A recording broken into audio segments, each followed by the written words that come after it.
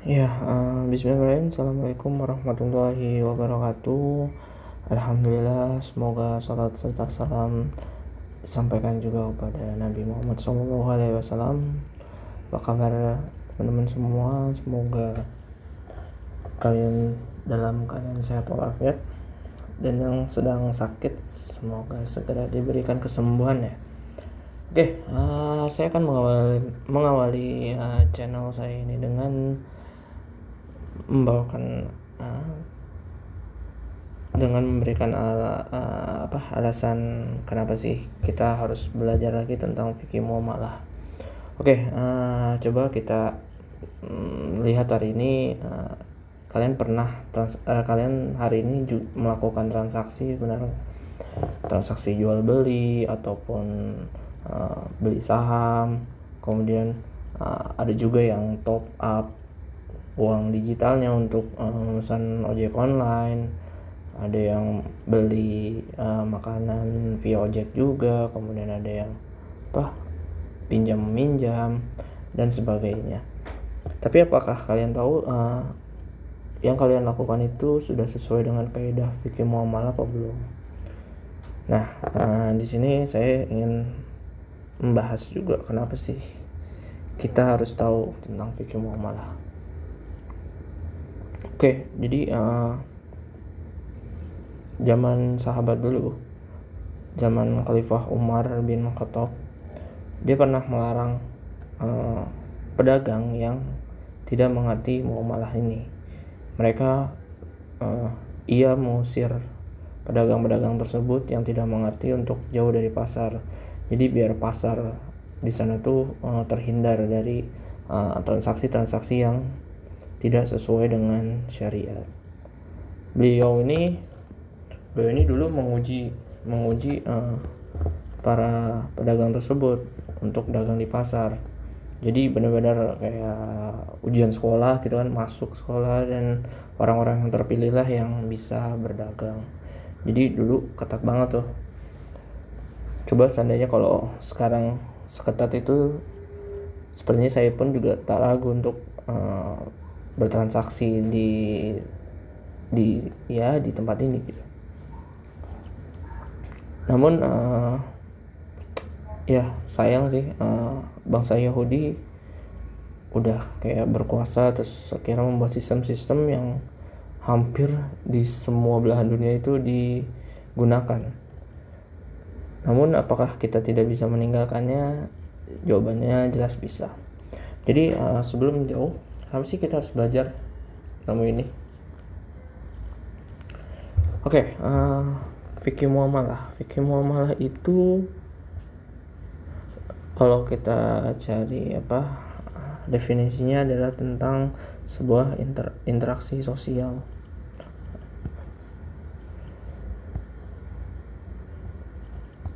Interaksi sosial.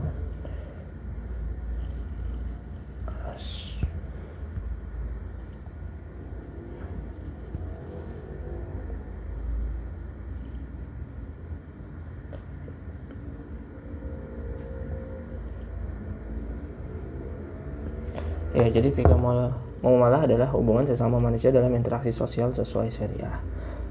Nah, interaksi sosial antar manusia ini kan banyak ya, kayak hubungan ekonomi, kayak jual beli, kemudian hubungan politik, dan sebagaimananya kita berinteraksi antar sesama manusia. Namun sekarang ini kayak muamalah tuh lebih sering dikaitin sama ekonomi gitu, seperti transaksi jual beli dan lain-lain gitu. Padahal hal tersebut yang saya tahu dinamakan dengan muamalah aliyah. Namun tak mengapa, karena memang sepertinya sekarang tuh kayak muamalah tuh seperti dikaitkan dengan hal-hal yang berbau ekonomi gitu. Lalu kenapa sih saya ingin membalas tentang fikih muamalah ini? Pertama, ekonomi. Ilmu muamalah itu mempelajari tentang harta.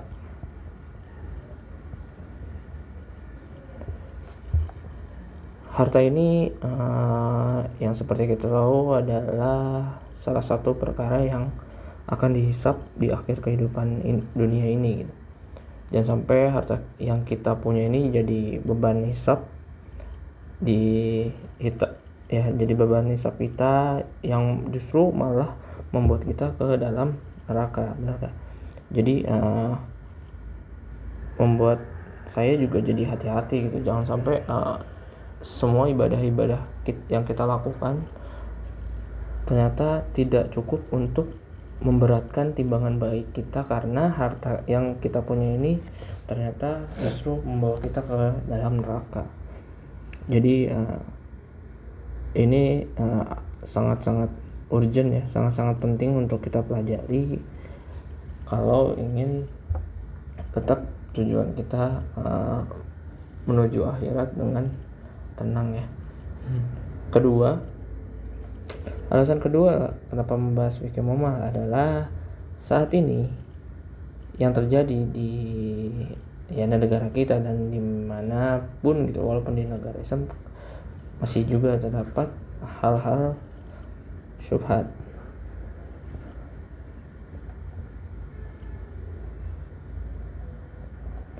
Hal-hal syubhat ini itulah yang dibuat Yahudi, yang ternyata sistem yang dia buat itu emang sistem yang hampir semuanya dilarang oleh syariat Islam gitu. Jadi kita sebagai muslim jangan sampai ikut larut gitu dalam sistemnya, dan sekarang ini udah susah sekali untuk menghindarkan hal tersebut gitu. Jadi sangat penting juga untuk kita, makanya kita dianjurkan untuk mempelajari hal ini agar kita tidak terbawa ikut mereka ke dalam neraka gitu. Sebenarnya kedua hal ini yang membuat saya ingin mempelajari lebih lanjut fikih muamalah, dan saya ingin sekali untuk memberi share kepada kalian semua tentang hal ini gitu. Kalau ditanya saya pernah bertransaksi yang syubhat atau dilarang syariat, jawabannya pernah. Saya pernah terjebak dengan transaksi yang syariat ini karena memang saya belum tahu gitu, ternyata hal tersebut tidak boleh. Jadi kayak beberapa tahun lalu saya baru mempelajari karena sebuah rekomendasi di video di YouTube yang membuat saya jadi teringat ternyata yang saya lakukan ini salah.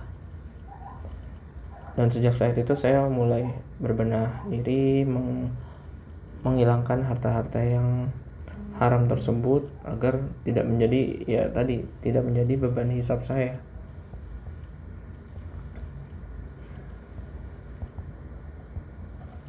Beban hisab saya nantinya. Coba aja kita lihat hari ini gitu. Banyak yang hal-hal yang kayak seperti biasa gitu di kalangan masyarakat, seperti kayak kredit dengan bunga, kemudian ada investasi yang berbau goror, kemudian MLM, nabung emas, dan lain-lain lah. Dan ini banyak transaksi yang ternyata tidak bisa untuk dilanjutkan karena ternyata dilarang oleh syariat Islam. Oke. Lalu kenapa sih kita peduli dengan harta haram tersebut? Harta yang haram ini akan memberikan dampak negatif untuk kehidupan kita tentunya. Jadi jangan sampai dengan harta haram ini membuat kita jadi susah untuk dihisab dan akhirnya terjerembab ke neraka. Nah, kenapa sih harta haram itu? Kira-kira apa sih dampaknya buat kita? Oke.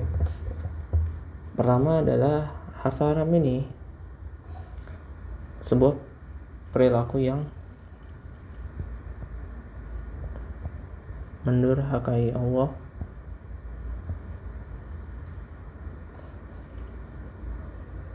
dan mengikuti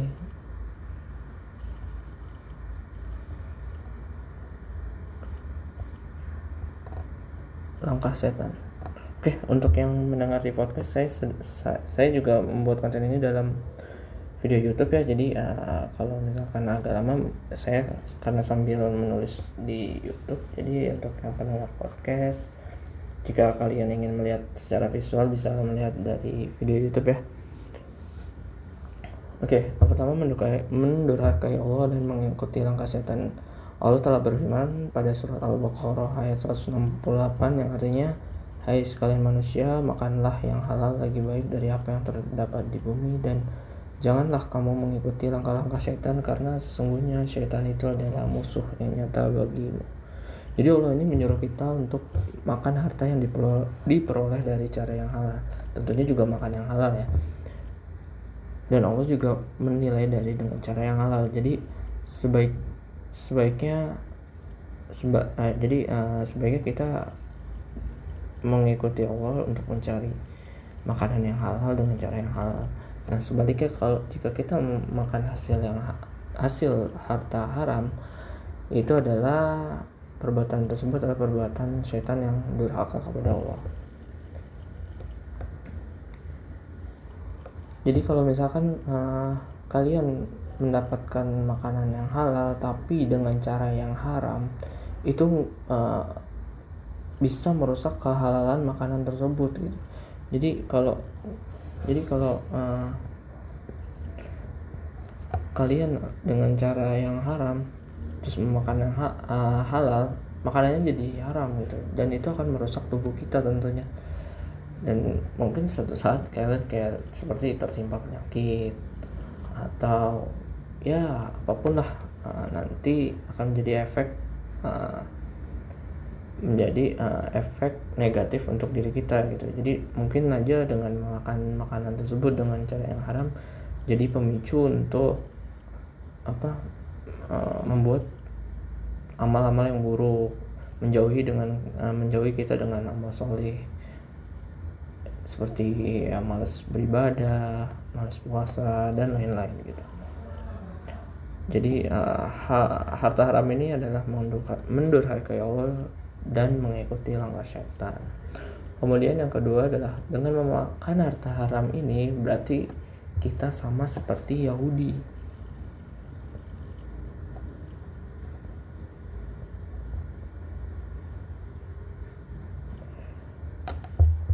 Iya kan?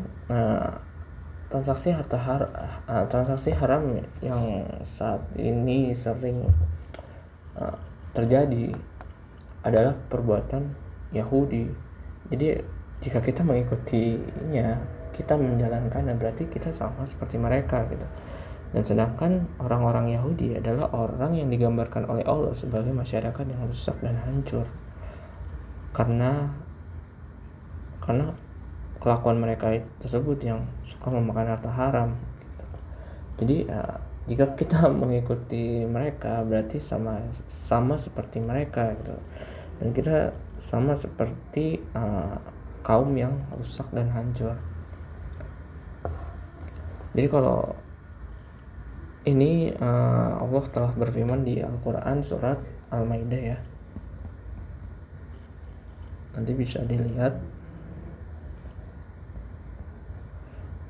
Al-Maidah ayat 62.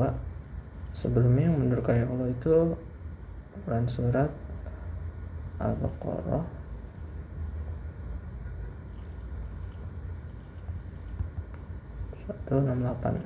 ayat 168. Nah di Quran surat Al-Maidah ayat 62 ini artinya, dan kamu akan melihat kebanyakan dari mereka, orang-orang Yahudi, bersegera membuat dosa permusuhan dan memakan yang haram. Sesungguhnya amat buruk apa yang mereka telah kerjakan itu.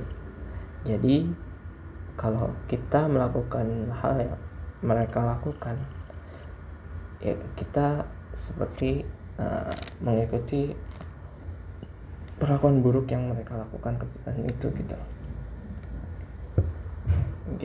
Oke. Kemudian dampak selanjutnya dari harta haram adalah akan muncul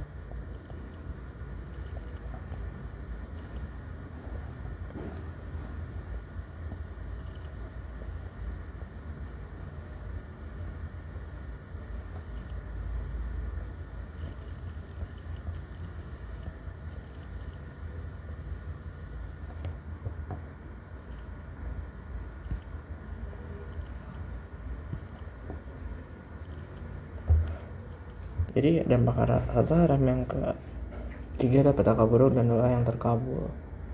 Petaka buruk yang akan terjadi pada manusia yang memakan harta haram adalah dimasukkan ke dalam neraka. Lalu bayangkan kalau harta haram yang kalian peroleh diberikan juga kepada istri, anak, keluarga, berarti sama aja seperti kita menyuapkan mereka dengan api neraka tentunya. Coba bayangkan, masa kita ngajak-ngajak mereka ke dalam neraka gitu karena perlakuan kita dengan haram. Jadi kayak apa ya, kalau ngebayangin orang yang terpaksa kerja di tempat yang haram gitu kan, kemudian dia senang mendapatkan pendapatan yang mungkin cukup besar, kemudian dia memberikan kepada orang tua, kemudian kayak memberangkatkan ia ke tanah suci gitu kan. Jadi kan ya tentu duitnya jadi nggak halal kan, jadi mungkin umroh atau hajinya jadi seperti sia-sia gitu karena dari hasil yang haram. Kemudian kayak kalau kita mendapatkan uang haram juga kepada kita, terus lalu kita kasih kepada istri, anak gitu, tentunya efek negatif itu akan menular ke mereka gitu. Lalu efek yang selainnya ada doa yang tak terkabul. Jadi memakan harta haram ini membuat doa yang selalu kita panjatkan tidak dikabulkan oleh Allah gitu. Bahkan ibadah sholat pun juga dikhawatirkan akan ditolak. Ibnu Abbas berkata, Allah tidak menerima sholat seseorang yang di dalam perutnya ada makanan haram. Jadi bayangkan kalau kita kayak udah tahu pekerjaan kita ini haram, lalu kita pun juga rajin sholat, jadi seakan percuma kan, karena apapun doa yang kita panjatkan tidak akan terkabul gitu. Jadi kalau misalkan kalian kerja, kemudian kalian kerja dengan pekerjaan haram gitu, lalu kalian berdoa ingin cepat nikah, ingin beli ini beli itu, ingin apalah gitu, itu kan sulit banget terkabul, dan mungkin bahkan nggak akan terkabul gitu, sampai kalian sadar kalau yang kalian lakukan ini nggak benar. Yang sering sholat pun akan ditolak, gimana yang jarang sholat? Tentunya akan jadi tambah gitu kan. Jadi kayak mungkin berat timbangan juga akan beda, akan lebih berat timbangan yang buruk. Jadi cukup ini ya dampak dari harta haram ini. Lalu ada lagi dampak harta haram yang akan bisa terjadi adalah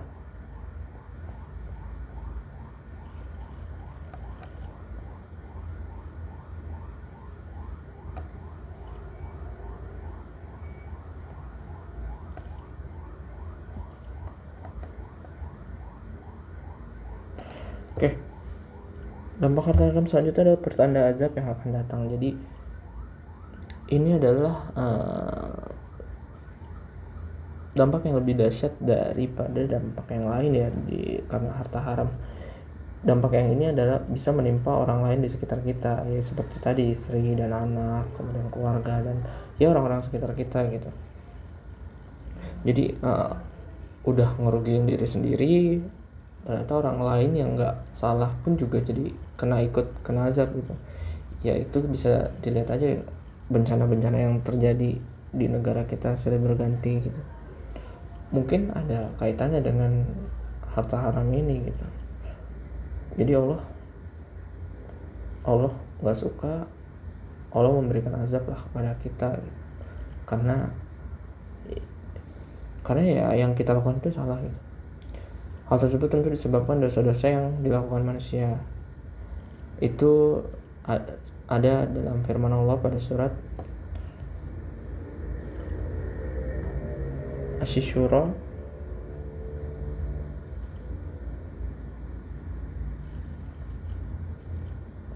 ayat 30.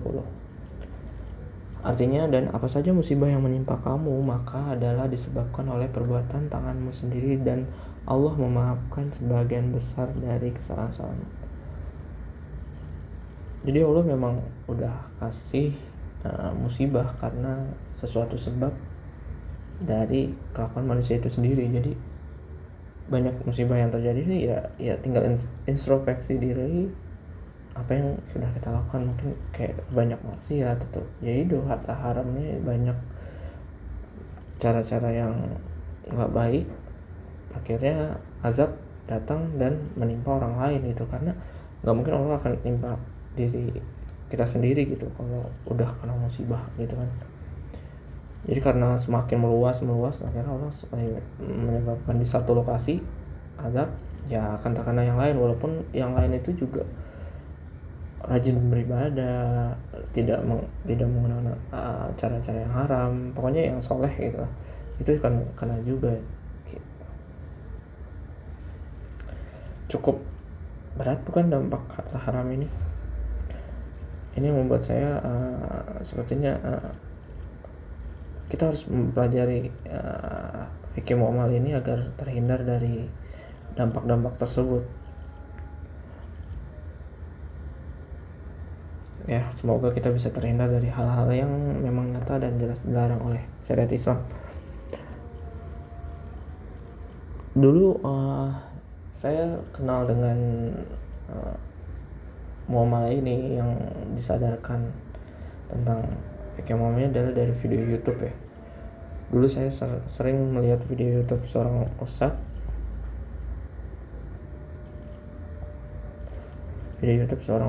yaitu Ustadz Erwandi Tarmizi.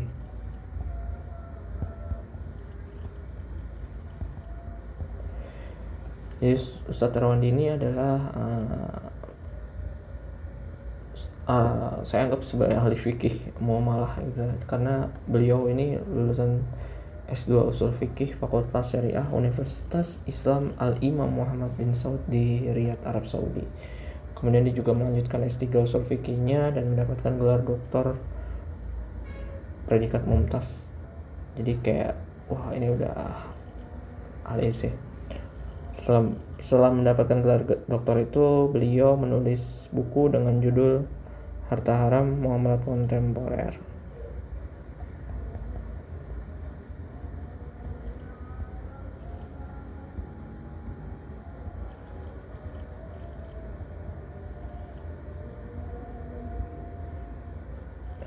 Ya, jadi buku Harta Haram inilah yang juga menjadi inspirasi saya untuk sharing tentang fikih muamalah ini, dan saya ingin sangat bisa mempelajari dan membagikan ini kepada kalian semua.